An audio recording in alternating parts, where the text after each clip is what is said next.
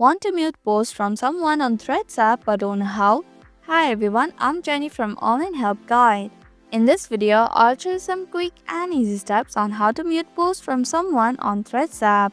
So without any further ado, let's get started. First, you need to open Threads app on your device. Now find the post that you want to mute.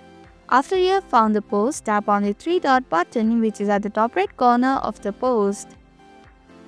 Click on the mute button. Then click on the mute post button. And that's how you can mute posts from someone on Threads app. Thank you for watching Online Help Guide. Hope this video was helpful. If it was, then hit the like button and comment down if you have any questions or feedback. Also, if you're new to our channel, subscribe and hit the bell icon so that you don't miss upcoming videos.